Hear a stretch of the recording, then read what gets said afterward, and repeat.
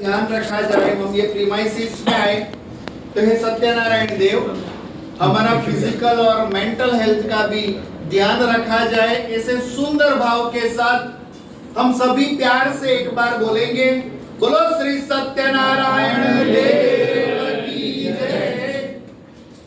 ये सत्यनारायण की दुनिया में जाना पड़ता है तो जैसे कोई फिजिकल कहाँ जाना होता है तो उनकी भी एक एलिजिबिलिटी प्राप्त होती है, कोई इंडस्ट्री में जॉब करना है तो उसके लिए भी एक एलिजिबिलिटी होती है। ऐसे सत्यनारायण की दुनिया में जाना हो तो भी हमें अपने आप को तैयार करना पड़ता है। जैसे यहाँ केल के पत्ते से गुम्मट बनाया हुआ है, ये क्यों है केल के पत्ते? क्योंकि केल एक ऐसा छोड़ है जिनको ब्रांचेस नहीं है। आप देखना, उनको स्टेम होता है और तुरंत लीव्स होते हैं, उनको डालियां नहीं होती है, ब्रांचेस नहीं होता है। इसी प्रकार ये सत्यनारायण की दुनिया में, माने लक्ष्मी नारायण की दुनिया में जाना होता है तो वहां कोई धर्म के ब्रांचेस नहीं होते हैं। एक धर्म, एक प्रजा, एक भाषा, एक मत होता है। और ऐसी दुनिया में जाने के लिए हमें भी खुद को तैयार करना पड़ता है। और संसार का सबसे बड़ा जो कोई सत्य है तो वो ये है कि हम सभी ये हड्डी मांस के बने हुए पुतले नहीं है, हम ये केमिकल बॉडी नहीं है, लेकिन हम एक पावरफुल सोल है। हम सभी आत्माएं हैं। लेकिन ये कोई नई बात नहीं है, हम सबको पता है कि हम ये शरीर नहीं है। शरीर को चलाने वाली एक चैतन्य शक्ति आत्मा है, लेकिन हकीकत क्या है कि हमें इनका एक्सपीरियंस नहीं है। मैं एक छोटी सी आपको कहानी सुनाता हूँ कि घर में एक दादाजी थे और ऐसे ही गिर गए तो उनको हेड इंजरी हो गई। हेड इंजरी हुई, डॉक्टर के पास ले गए। डॉक्टर ने बोला कि उनका मेमोरी लॉस हो गया है।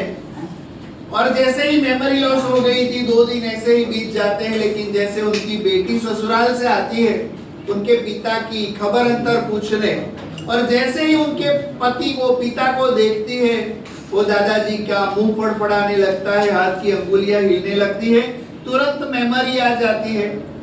थोड़ी ही देर में मेमोरी वापस चली जाती है तो डॉक्टर कहते हैं इनको बार बार याद कराओ। वैसे हम सबको पता है कि हम ये केमिकल बॉडी नहीं है, हम एक पावरफुल सोल है, लेकिन हमें भी याद दिलाने की जरूरत पड़ती है। यहाँ जो पूजा में बैठे थे, दोनों युगल को यहाँ भ्रुकुटी के बीच में यहाँ तिलक करवाया गया।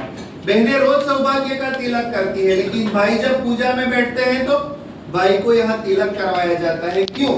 क्योंकि यहाँ दो भ्रुकुटी के बीच में, centre of the forehead, back side of the eyes, आंख के पिछले भाग में हमारा जीव माने हमारी आत्मा विराजमान होती है। और आत्मा मन प्लस बुद्धि प्लस संस्कार, इन तीन चीजों का बना हुआ समूह है। और हम सब आत्माएं हैं, ये शरीर नहीं है। शरीर को रोज जैसे हम खुराक, पानी, हवा देते हैं, वैसे आत्मा को भी उनकी कुछ बेसिक नीड्स होती है। आत्मा भी 7 गुणों का समूह से बना हुआ है, सुख, शांति, शक्ति, प्रेम, पवित्रता, आनंद और ज्ञान। लेकिन ये कहीं बाजार में नहीं मिलते हैं।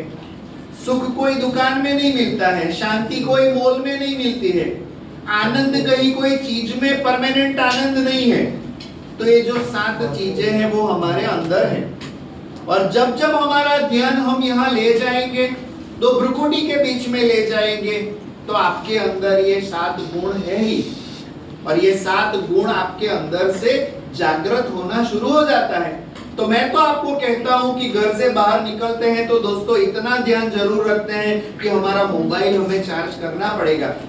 मोबाइल चार्ज करना ध्यान रखते हैं, लेकिन हम खुद को चार्ज करना है। एकांत में बैठकर एक 2 to 3 मिनट्स के लिए जो हम खुद है वो रियलाइजेशन करना है, ताकि हमारे अंदर वो 7 गुण डेवलप हो सके। और मैं आपको कहता हूं, चाहे थोड़ा धन कम होगा, चाहे थोड़ी फिजिकल हेल्थ ऊपर नीचे होगी, लेकिन यदि आप मेंटली स्ट्रांग होगे तो आप जीवन का आनंद ले सकते हो। लेकिन हमारी भी हालत क्या हुई, जैसे वो दादा को हेड इंजरी हुई, वो मेमोरी लेस हो गया, ऐसे हम भी, सबको पता है। और कितने सारे लोगों ने, हमने सबको ये संसार को छोड़ते हुए देखा है। एक भी चौकीदार नहीं है फिर भी कोई यहां से एक भी चीज नहीं ले जा सकता। आप देखो, और इसीलिए कहते हैं खाली हाथ आए हैं, खाली हाथ जाना है। लेकिन मैं आज आपको कहता हूं कि कोई खाली हाथ नहीं जाता है। ये स्थूल चीजें दिखाई नहीं देती है, इसलिए लोग कहते हैं कि खाली हाथ जाना है। मैं आपको कहता हूं, जब भी आत्मा शरीर छोड़कर जाती है तो उनका स्वभाव लेकर वो जाती है। अगले जन्मों में उनका स्वभाव, जिस घर में वो बच्चा बनकर जाती है, वो माता पिता का स्वभाव उनको मिलता है। उनको संग दोष का असर होता है, और इनके अंदर जो डिटर्मिनेशन पावर, दृढ़ता शक्ति, जितना खुद के अंदर डिटर्मिनेशन पावर होगा कि मुझे सबके लिए सब कुछ करना है। हम प्रिपरेशन क्या करते हैं दोस्तों, अच्छी तरह से समझ लो कि कहीं हमें कुछ हो जाए तो पीछे वालों को कोई तकलीफ ना हो, इनका ध्यान हम बहुत रखते हैं, और रखना भी चाहिए। लेकिन ये ध्यान भी जरूर रखना है कि यदि हमें जाना हुआ तो हमें भी कुछ तकलीफ नहीं होनी चाहिए। और वो तकलीफ कैसे नहीं होनी चाहिए कि हमें खुद को एम्पावर करना होगा, आत्मशक्ति को जगाना होगा, मेडिटेशन सीखना होगा, एकांत में बैठकर अपने मन में चल रहे विचारों को चेक करना होगा और चेंज करना होगा। अपने अंदर सुख शांति संपत्ति से भरपूर मैं आनंद स्वरूप आत्मा हूं, I am a peaceful soul, I am a powerful soul.